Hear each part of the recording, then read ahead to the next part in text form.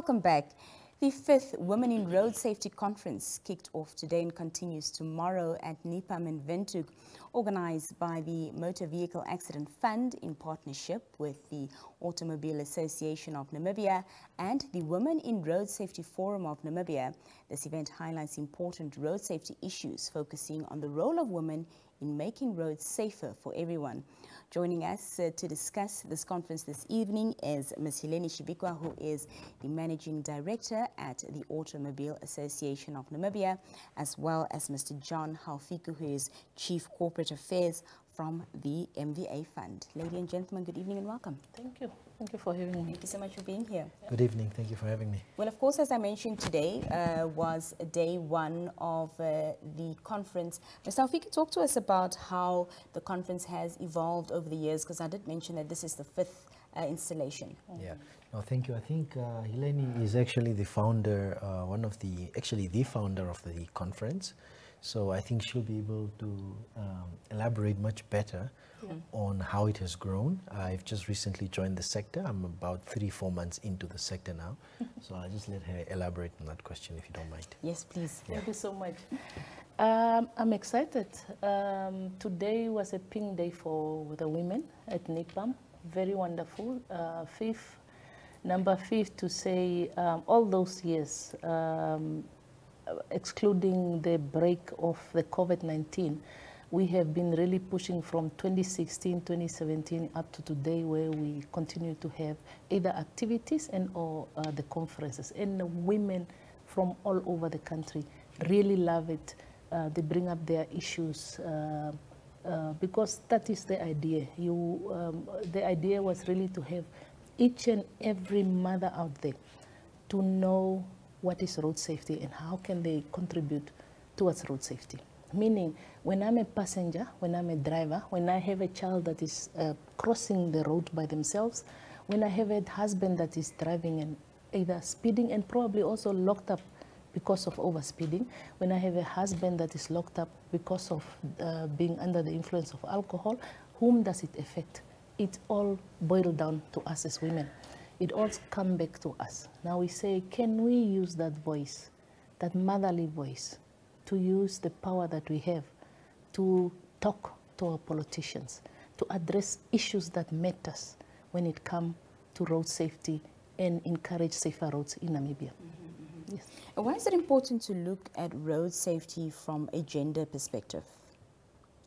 Basically, I have mentioned to say women uniquely placed, and we have got that voice that is really can be heard.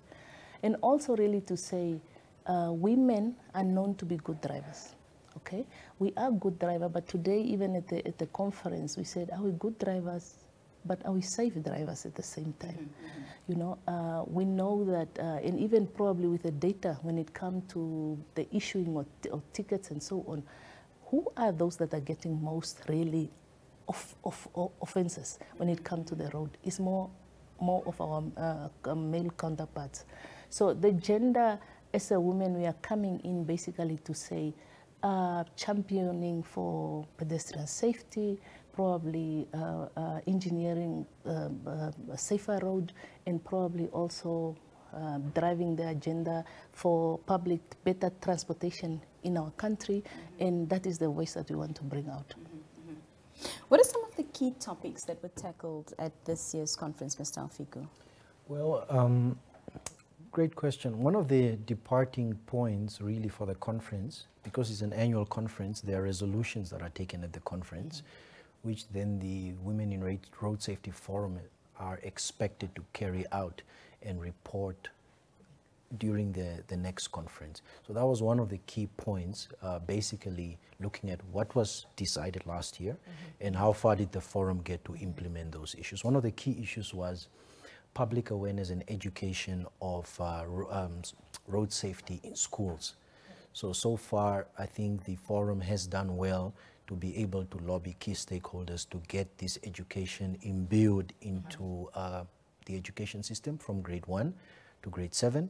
And now, of course, there are more challenges in terms of getting it even up further. Yeah. Another key one that came out was really in terms of a topic that's quite unique, was perspectives from regional countries. So Botswana also has a similar setup as Namibia, in the sense that they have an MVA fund that takes care of people who are involved in car accidents. So they also shared their perspectives as to how they are treating some of the issues. And really the core discussion is around giving people fines and tickets, which is law enforcement, versus educating and persuading and giving people incentives to actually behave the correct way. So that's striking that balance and really looking into the data, which is the better way, the carrot or the stick. So those were really some of the key matters discussed. Yeah. When we do look at our regional partners, how are we faring on the matter of awareness when we, benchmark ourselves against them? I think in terms of awareness, from the statistics we saw recently from Botswana, they have even measured public awareness in terms of how much they know about road safety. And there were figures there such as 80% in some areas. I think seatbelt was very low. And I don't have our statistics right now, but I know we are definitely not at 80% in terms of general awareness. However, I would say in the region, Namibia is actually one of the leaders. Ms. Tjivikua can help me if I might be a little off with my numbers, but I know, for example, last year we were at 15 deaths per 100,000. 100,000. Whereas in South Africa, Botswana, Eswatini, you are looking more at numbers of 17, 18, 19. Yeah, the global average, though, in developed countries with good safety system is as low as 5 and 7. So we still have a long way to go. And mind you, about twice as men are actually the ones dying in these motor vehicle accidents, because 30% of men drive more than women do. So they are more disproportionately affected. And one of the objectives of this conference is, since women are less affected on the road itself, but outside, how do we take the feminine approach that makes driving safer and also extend that education to everybody else? Would you like to add on to that? I think basically, and I think MVA Fund will have probably the data, since the women are left either left with families due to loss of support, the husband have died, and you are in, and then we have also loss of income. Definitely that also fall under that category. But what is important here is that this is a call for each and everyone, because look, you can never not move around. Either you are a road user, you are a driver, or you are a commuter, or you are a pedestrian. So definitely the call here is for everybody to be part of this whole thing.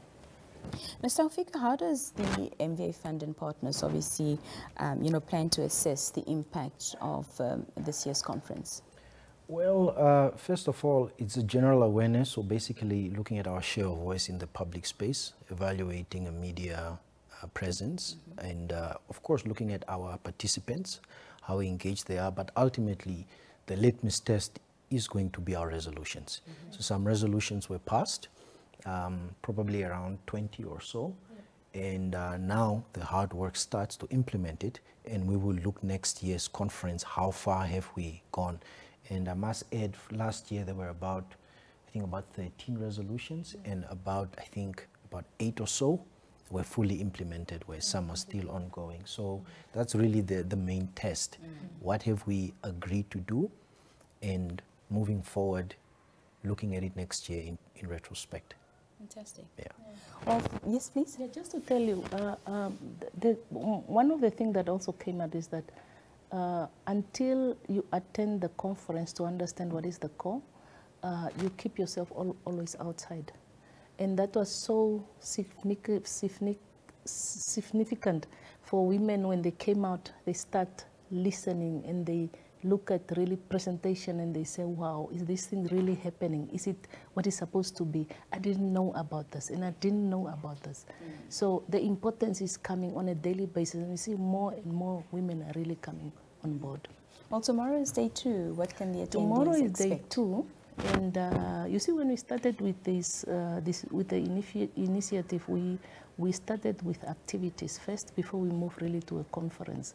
So tomorrow we're going to do activities where women are going to learn how to really change tires, where to check their water level and oil, and also learning the importance of servicing your car.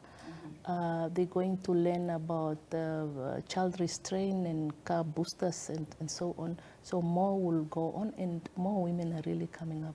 Very excited about it. If I can just add here on day 2, we have changed the venue from NIPAM to Agostino Neto Park, just in the Osmanplatz by the Sneeman Circle. Okay. So it's just going to be there by the close to Angola House. That's where it's going to take place. So women are welcome to get in touch with AA or MVA if they want to attend.